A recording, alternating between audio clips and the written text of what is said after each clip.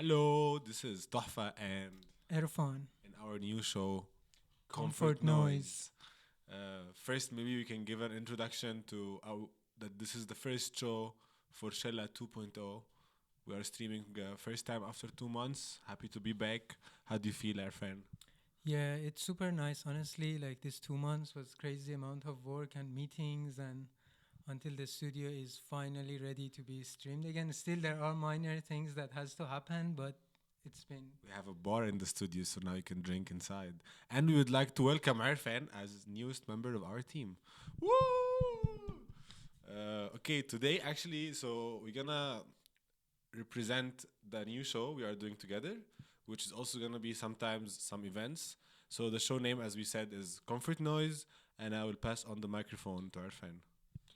Yeah, we wanted to do a show about music, labels, artists, some stuff that we find them a bit overlooked throughout the history, or sometimes there could be like a live artist, a live label, or music genre, but sometimes it could be like this episode about someone that it's not with us anymore, but their legacy is so important and has been overlooked by so many decades.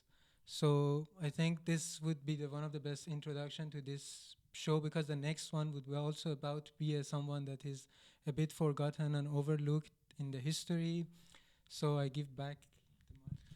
So basically, as our fan said, we're gonna be trying to also like highlight music that is not heard that much. So speaking of, one of the names we wanted to have for the show is music or bands that nobody heard about. So, but we luckily didn't call it this. So today we're gonna speak about someone really interesting, someone that actually people don't speak about, and as like a DJ or a producer, the electronic music scene is he was one of the biggest influence about this scene, and the name of this person is Halim Daba, and he's an Egyptian composer, producer, artist in general, and he was like, I know this is gonna shock you, but he was basically one of the first people to make electronic music that is recorded in the history.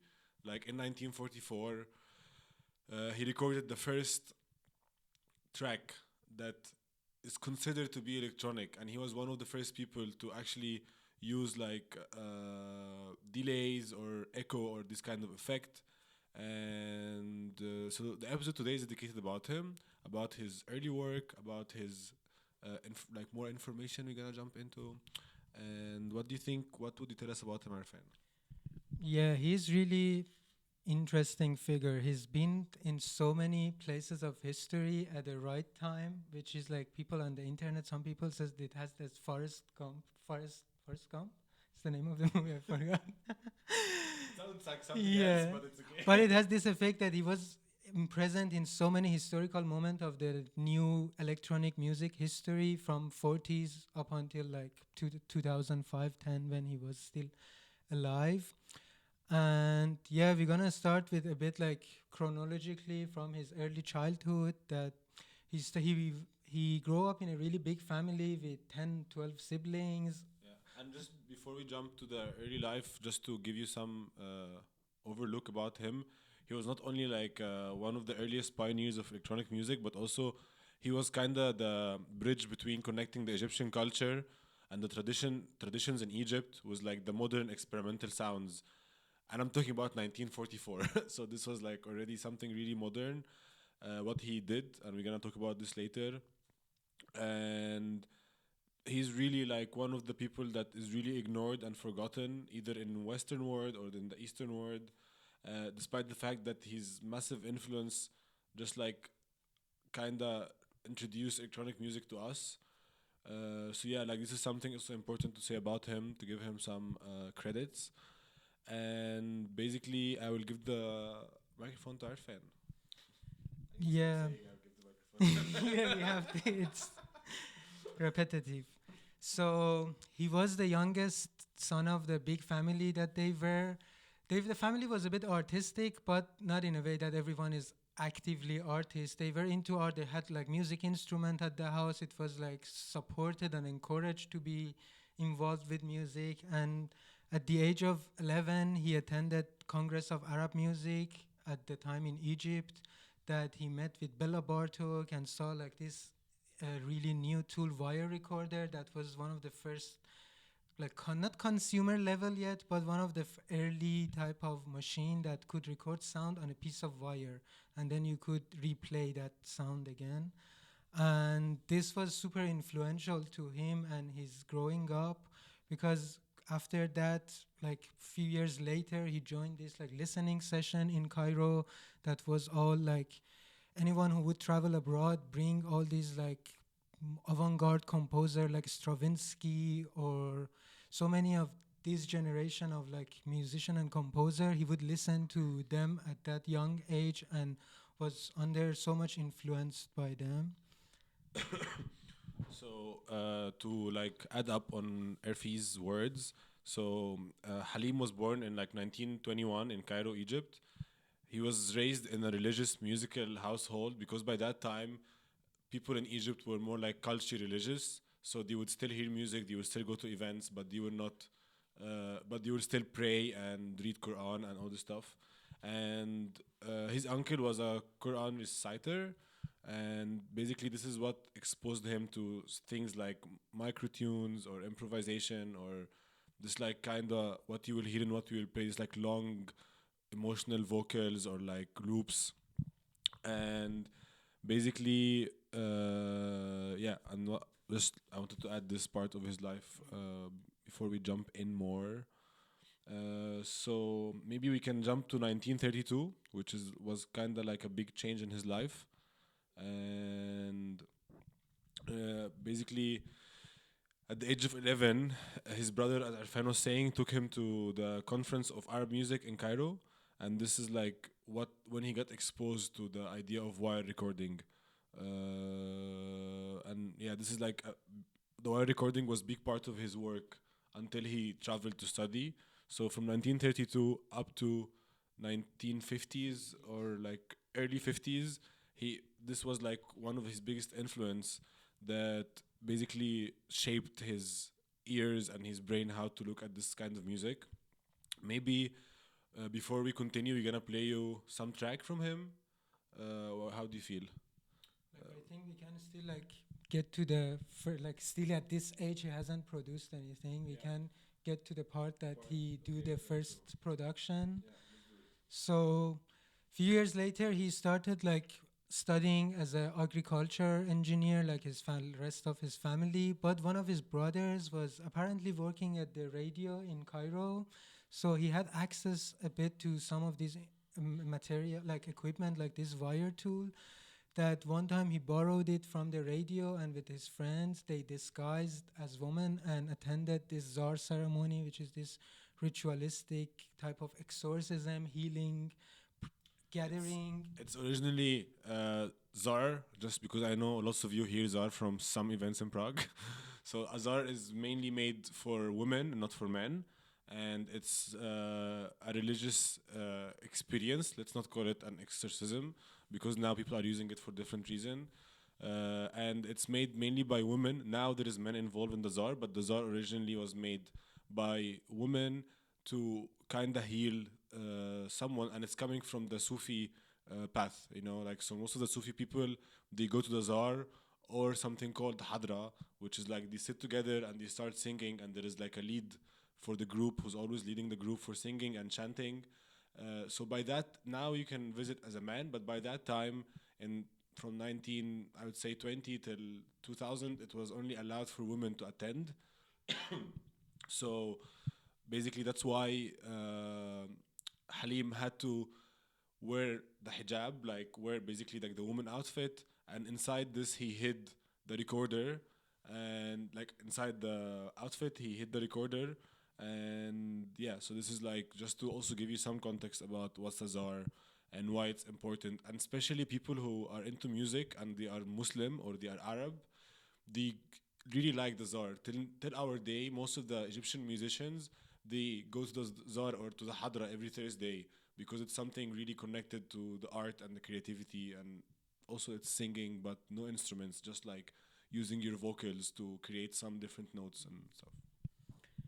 Yeah, and the one reason I think that he was interested in the first place in Czar was his this ethnographic approach to music. He was really interested in music that maybe like we call it folk music, but it's not necessarily folklore. It's like anything made by people, not necessarily by machine. He was seeing the equipment as a tool to capture that sound, and then start this early manipulation of sound that he was really doing it mechanical.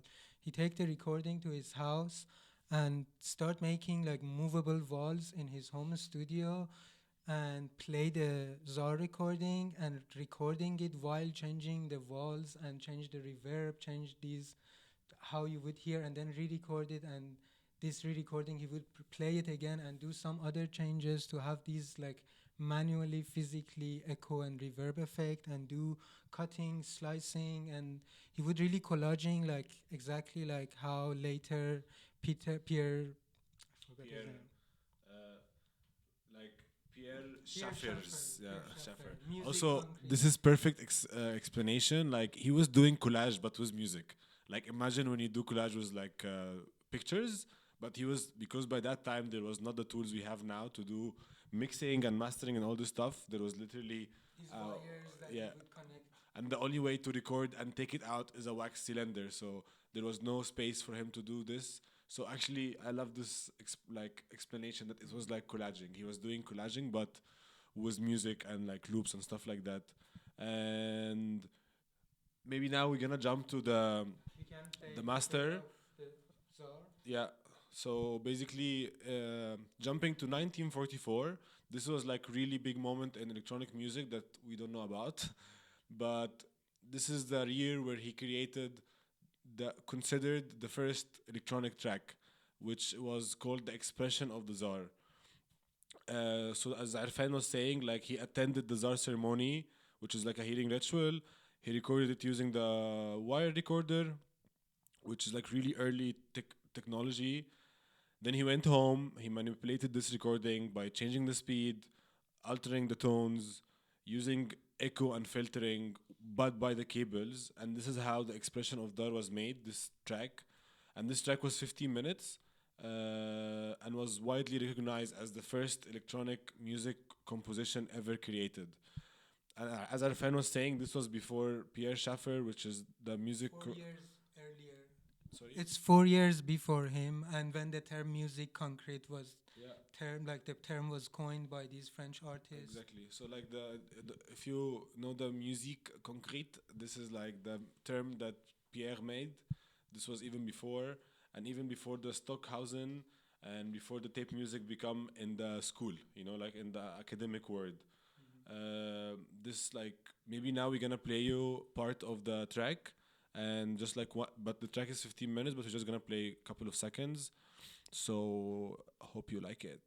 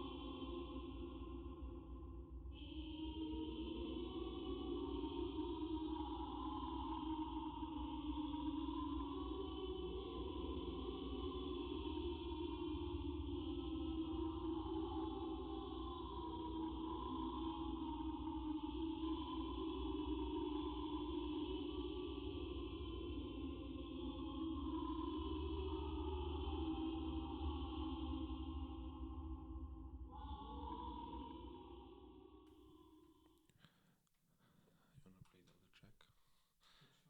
The one we were like background on. And we're back, and we hope you heard the track. And I know it might sounded a bit intense, but this is like imagine people praying, and he recorded them and did all this manipulation we did. And this was like really like the first kind of treatment of like raw material for sounds, especially that he was trying to show some like tradition, and this is how technology became a music instrument. Like this is the shift of having electronic music, or like changing the idea that an instrument is something that makes sound to the technology can actually make the sound. And this is how now we have Ableton and all this like things we use for actually making music. Now our fan would take us to one of his explanation about the music he was making. Yeah, one way they people describe his difference with other pioneer of electronic music is that he was using these human-made sounds to carve like a how like someone that is like sculpture that works with the stone, they carve the extra pieces to get to the shape they want. He was working with sound exactly like that because he believed there is like an inner sound that he wanted to get to that by carving these frequencies, these other things that he don't want, loop them, create all these effects to get to something. And it's really comes again from his more anthropological approach because for instance the German school of electronic music was more obsessed with fully making a sound from a compute from a machine that doesn't have any human touch or like sounds that you would hear in a nature or it would be occurring naturally. So they started with this sine wave as a base, and this is one thing that makes his work a bit different even in long term. Not just he was like more earlier in them to experiment with this, but also this difference was really you can see it through his career until until when he passed, he was having this approach toward the sound and more spiritual, even looking at the sound than scientifically or mathematically, like these other early electronic producer that they were making these minimal electronic, like super mathematical rhythm. They were still wanting to get to that trance mode, like something like Czar, but with really high mathematical calculation. But this is like a different way of, more spiritual way of even dealing with sound. So yeah, like now we're gonna take you to the time when he will start studying, and he studied in the U.S., but he basically how he went there. That in Egypt, someone in the embassy saw him and knew his work, and he offered him Someone in U.S. embassy. He didn't say because yeah, I was saying he went to the U.S. So he this is how he went to the U.S. And somebody met him and they recognized the music and they gave him a scholarship, and he studied at Columbia University and Brandeis University. And yeah, he was like I think started even like the crazy thing about at the beginning is after he got the his application was admitted, like he got admitted, he asked for some American music for them. He sent to pre-study for his like I don't know for his scholarship there, and they sent him all this Native American music, and he started listening to those, and it was like by because when he moved there, he was shocked that the music there was like more orchestration, all these yeah, like more Western orchestration and like classical music. But by coincidence, he got exactly the music, the pile of records that he would needed for his study. And yeah, for a few years he was at Columbia until he got also like recognized by two other main founder of Computer Music Center in Colombia, which was the main OG like academic institution that has so much funding to experiment with electronic music. And apparently one day he was playing in a library trying to do some weird thing with a piano, attaching like some extra like cable to it, some wire to it, and these two people would see him and immediately want him in the institution there in Princeton, in Colombia. And yeah. So this is like his studies, and then he actually also moved to teaching. So he was teaching in Kent State University, and he was teaching electronic music, world music, and composition. Many of his students became like experimental composers. You can read more about this. Like basically, also what why did he left his signature in USA? Because he basically brought this like non-Western sound and thoughts and beliefs to a place in the 1950s where like there is no internet, there is no communication between the two worlds, and then there is this like Egyptian guy who go to the states and he's showing all these people how to do things in this way. So yeah, like this is like one of the reasons why now you can go to libraries in Colombia or to Kent State library and you can find books about him or from him that he wrote about music. Yeah.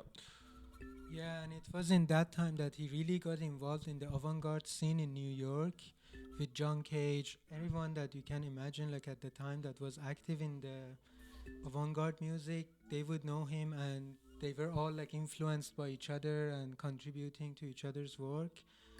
And yeah, at the end of the 50s, after all these like experiment with sound and having like resources to just like focus on what he wants, he released this Layla and the Poet. Is one of his most famous work that even I think Frank Zappa was one time cited that this was really influential to him, hearing this spoken word ambient like spiritual sound that is like made using tape reels, like all these like early drone music, all these experimenting with tape loops, because after the wire tape era was over, it was tape was introduced, magnetic tape, and he started also experimenting with this magnetic tape. Although he had access to all these like RCA Mark II synthesizer, because this institute that he was part of was super rich, and they would buy, acquire all these newest synthesizer that was coming at the time, and like it's like a whole room. It's like one synthesizer. And I think also he was like really into like not necessarily only creating the sound from scratch, but taking sounds that exist and manipulating it. Like taking stuff mainly like most of a lot of his tracks you'll hear like African drums, ancient like Egyptian, not ancient but like old Egyptian sounds or like African sounds or other sounds. So I think he was more into like manipulating and playing with something that is created in the real world, and then he take it and play with it, but it's still his music because he's composing it. And but I think one of the things that made him also really special in this that he basically refused that music should be like harmonic or like cleaned and like mastered and mixing right. He just like really liked the idea of messy sounds that come together to create something that can be listened to. And I think this is like one of the main reasons why he became like a pioneer in music, because again like he first of all introduced complete new sounds, percussion, voice to the western world, and he was not following the rules on how to make the music. He was following his complete own rules that lately it's being studied in universities, like the Halim al-Daba ways of doing the music, especially in experimental music. Yeah, and after this era, for a short period, he moved to Ethiopia because his interest really grew in this terms of like exploring like ethnographic sounds and this folk music, like literally in a literal sense, it's like folktronica genre was like established by this way, like picking up recording sounds from like these projects that he would travel and using like electronic like tools to edit, to manipulate, to make the sound. And in this his Ethiopian years, he even like created orchestra, like a pan Ethiopian orchestra, brought so many different music sounds instrument together for the first time. He was commissioned by the king of Ethiopia at the time, and he really was like pushing the envelope in this way of like gathering sounds and studying them, because he also one time said something in one of his interviews that when he plays his own music to someone that lives in more urban environment, these sounds to them are not appealing at all because their brain has already been super like Yeah. accepting only this Used Western also, homogenized music, clean music. clean music. But when he's like going around in North Africa, Sub-Sahara Africa, anywhere he travels, when he play his music with for these more tribes that has been like more rural lifestyle, they both connect to music more similarly to what he expects from them. That trance state of being the repetition, the drum repetition sounds, all those things are more working with when he was like traveling around and like exhibiting his work to an urban environment. So, like, just like to also kind of put the things in point. So basically, for him, music was something very spiritual. For him, the sound existed before the instrument, meaning that the sounds around him is something he would consider in making the music more. He would say, for example, I need a guitar, I need drums, I need violin, but he would say more, I need somebody who's making this sounds, I need some tree sound, I need some door moving sound, some squeaking of some other window. And this is like how he was making the music instead of like making chords and guitar and drums. So he was just trying to put these things together to serve a ritual and emotional experience, like, because again he was really taking music as like an energy. And like, there is this quote: sound is energy, music is not entertainment, it is power. And I think he's really like, maybe he was connecting to this quote or something similar, that he was trying to create some energy and power rather than creating a hit or something that people would like. As Arfan was saying, that his music was not even perceived by a lot of people in the beginning because it was really weird and was like something not so clear. Yeah, no, sometimes it really sounds like something from like outer space Yeah. type of sound after all Like this the repetition expression and of the loop. czar really sounds like this. Sounds like, or like it sounds like you're hearing someone who's singing really far, and it's really weird, but still you feel something. Like, yeah, Yeah, no, those harmonies that he tried to subtract to get to the sound, like this subtractive approach that he has toward the sound and repeating it with different techniques and filtering, it's like creating a really different texture that is like unimaginable, creating it in any different way. yeah, and also like basically he only got recognized really long time after all this work, because of course the colonial narrative in music history is really big, and who should be famous and who should not be famous. Only in electronic music, as we were talking before, only France, Germany were like famous, but then in USA there was different music, and the Arab world you don't really hear about anything, or like the African continent you don't hear so much about it. That's why he got really like recognized so much like later, which is like a couple of years ago. And I'm Egyptian, and I only knew about him when I started doing a research about how electronic music came to life. I was doing this research, and then I discovered this guy, and then I talked to him about Arfan, and we were like, okay, this is insane, you know, like we have to talk about this guy because we need to study this guy as people who like music. And basically, uh, just to conclude lots of things we said, that like he influenced electronic music. He influenced the sound of art, which is like the music that is made in galleries, exhibitions, ambient music, experimental music. Like some people who are connected to his work are Brian Eno and Music Concrete, which is coming from Pierre. Like the modern sound design was all the people who were making it. And he actually died not so long ago. He died in 2017. And his work is now like anybody, after he dies, then people start discovering his work, studying his work, and celebrating like him more. Yeah, and he was until the last years of being alive, he was working, but he was apparently always interested in working with younger people, his students, because he was teaching at different university in Maine, in Kent, in outside of US. And yeah, he really tried to remain the way that he wants to create the music. And yeah, like he was futuristic in some way, but didn't sound like sci-fi futuristic. He was like more natural, organic electronic musician, which put him in a really specific place in the history of electronic music. I'm just we're gonna play a song from him, and then I'm gonna read you a quote from him. So I hope you enjoy the song. What's the name of the song? You can choose. You wanna play like the middle of the song we were playing in the background?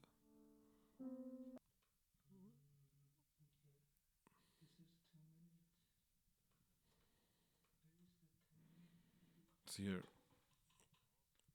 Next one. Uh-huh. It's this one.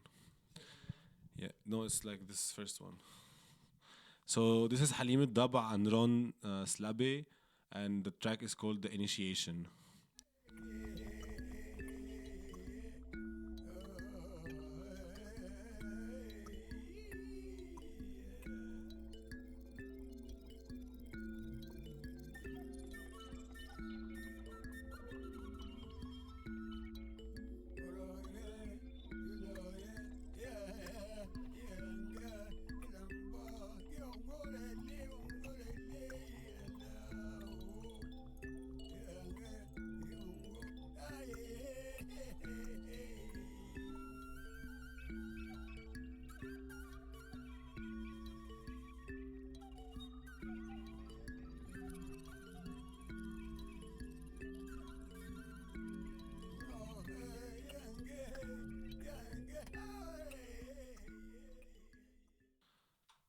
So this was The Initiation from Halim Daba and Ron Slabe. You can hear the music on YouTube, and I really recommend to go explore more his music.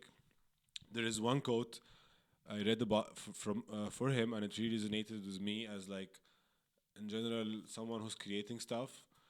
Which is, I'm gonna read it. The creative process comes from interaction with the material. When you are open to ideas and thoughts, the music will come to you. And I really can connect to this because when I'm creating something, either it's a design or music, I always need to either go to the place physically or like be touching something, or like if I'm making a track, I need some inspiration from something that already exists or from some feeling I have inside me. And I think he really understood this, and he kind of coded in this way. And this code really resonates with me because I think any artist who's creating something is thinking about always an inspiration, and the best inspiration is like a material inspiration, which is like something already exists. Either it can be touched or something you feel, or yeah. And there is an interview that is called "My Life Is Vibration." It's with Halim Daba also and Blake Tyson music. Yeah, Uh, which they commissioned him to compose like a piece for vibraphone, and they recorded the process that like they were together for a few days until he recorded the piece for them. And it's one of the few footage of him available. He talks about his music, and it's like this one. I think it's in 2005, seven something. And I think after this, like we just played a beginning of this, and then so enjoy the interview. We're just gonna play a minute.